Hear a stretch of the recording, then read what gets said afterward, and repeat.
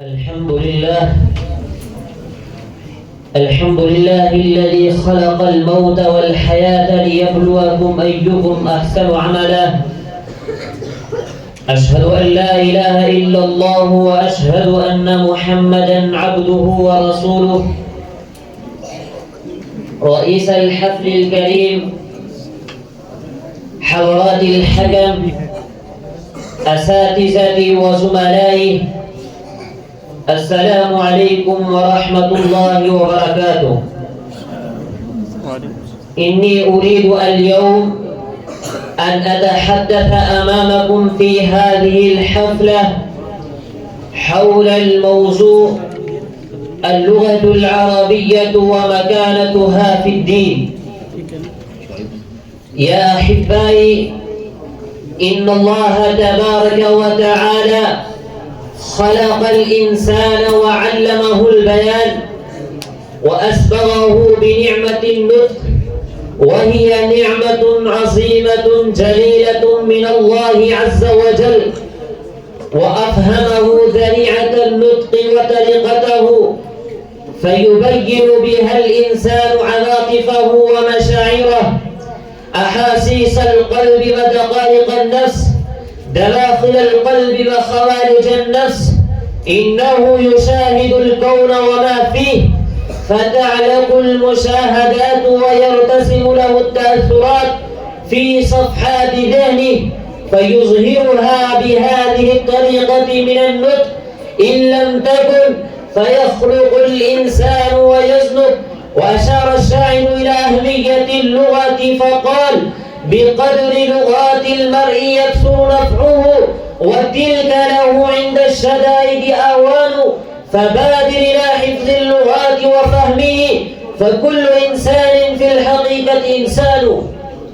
يا إخواني، إن الإنسان من الأبد اتخذ لتعبير الأحاسيس وتقديم المشاعر لغات مختلفة في الأزمان المختلفة. اتخذ أحيانا لغة رومية، لغة سامية، لغة عبرانية، لغة كلدانية، لغة لاتينية، لغة نبطية، لغة هندية، لغة عالمية، لغة محلية، وما إلى ذلك من لغات العالم، أن كثيرا منها بادت وهلكت، أنسيت وطويت، فنيت وغابت، حتى لم يبق ذكرها وأسماؤها. وكثير منها أوشكت إلى الفناء والزوال، أوشكت إلى الهلاك والخراب.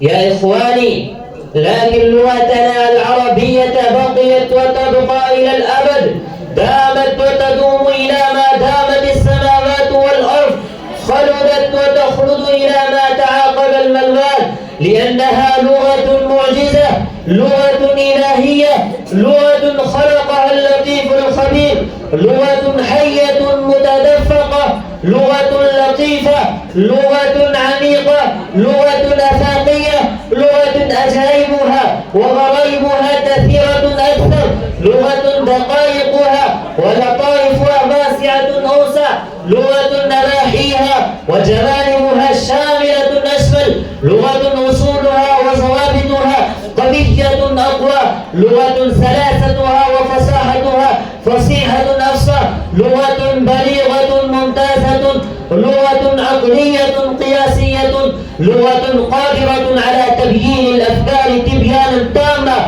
لغة واسعة كتاب الله نفسا وغاية. وسعت كتاب الله نفسا وغاية، وما زدت عن آي به وإصاتي، فكيف أضيق اليوم عن وصف آلة وتنسيق أسماء لمخترعاتي. يا إخواني، إن هذه اللغة لغة سامية راقية، لغة أنزل فيها الدستور المعجز: إنا أنزلناه بلسان عربي مبين. إنها لغة نبوية، لغة إسلامية، لغة دينية، لغة عبقرية، لغة لا تنفذ ذخائرها، لغة يتكلم بها الملائكة، لغة ينطق بها أهل الجنة، لغة يسأل بها في القبر والحشر، لغة فظائرها وخصائصها لآليها وجماهيرها لا تعد ولا تحصى، لغة لا يقابلها ولا يدانيها أي لغة من لغات العالم، فلغات العالم عارية عن اللباس من الأعراض، فإنها ملبوسة بلباس فاخر من الأعراض، إنها خالية عن المشتقات لكنها خزينة من المشتقات،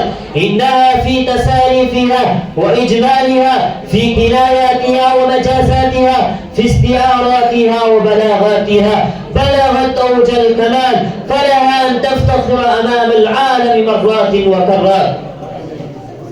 يا إخواني وزملائي، إن الشريعة الإسلامية في مصادرها وذخائرها، في حقائقها ومعانيها، في أسرارها ورموزها، في معارفها وعلومها، والثقافة الإسلامية في آثارها ونقوشها، والتاريخ الإسلامي في مآثره ومكارمه، والفقه الإسلامي في فروعه وأصوله، في جزئياته ودقائقه، والدعوة الإسلامية في انقلاباتها وذكرياتها، والحديث النبوي الأغر في متونه ونصوصه، في أسماء رجاله وأعلام سنده، والشعر العربية في مختلف أصنافها وأنواعها، وما إلى ذلك من العلوم الإسلامية والفنون الأدبية تقوم على فهم اللغة العربية، كما قال عمر بن الخطاب رضي الله تعالى عنه: لا يقرأ القرآن